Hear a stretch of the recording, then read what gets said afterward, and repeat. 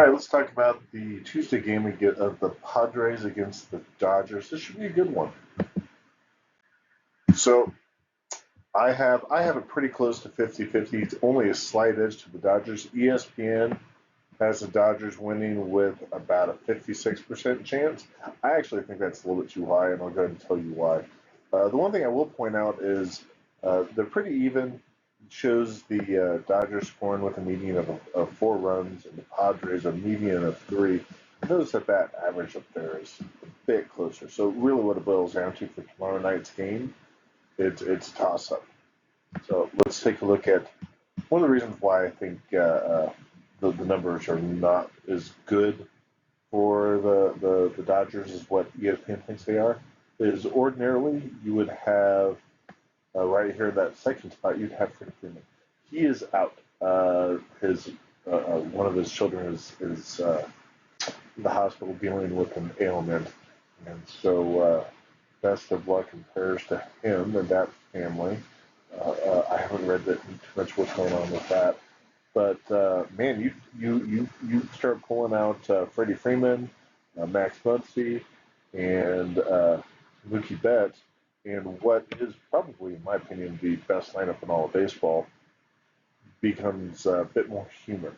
Of course, anytime you've got Shohei Ohtani in there, you've got a really good start there. That dude's just crushing it.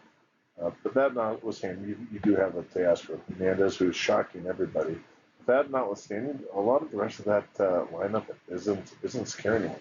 When right now you've got Gavin Lux, and I might need to go through and check that as I see that inadvertently he's in there twice. Most likely that's not Gavin Lux, but that's not going to really affect the numbers a whole lot. Uh, but then we come over here to the Padres.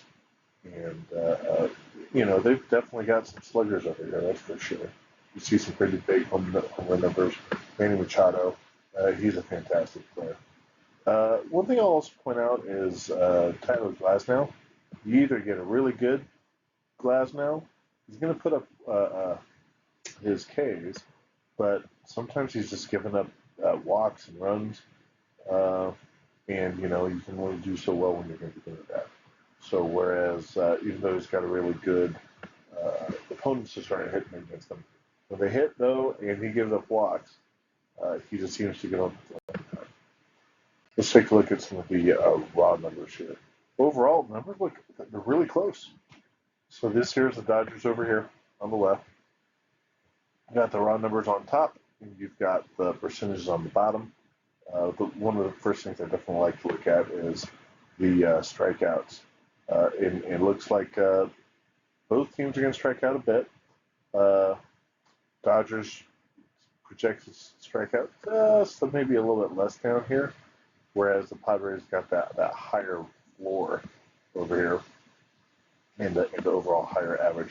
But that notwithstanding, when we come down here to the walks, both teams are going to be getting their walks. So you see that right around 3 for both of them. And then when we come over to the home runs, both teams are going to put up some runs. It's going to be a fun game to watch. It's a big rivalry between the two games. It's after the All-Star break. First place Dodgers, second place Padres. Really should be good. Then when we come down here, and so when I pull out these percentages, this is not overall. This is in this matchup. Again, 250 games here. You do have that slight advantage here for the Dodgers, a OPS of 810 versus 700. But, when the numbers all roll out, it somewhat having to be 50-50 makes complete total sense to me. I think the ESPN average, I don't know why it's a little bit higher. They've got a little bit different model, but that's not too much of a difference. So anyhow, hope you watch the game, and let me know if you have any questions or comments.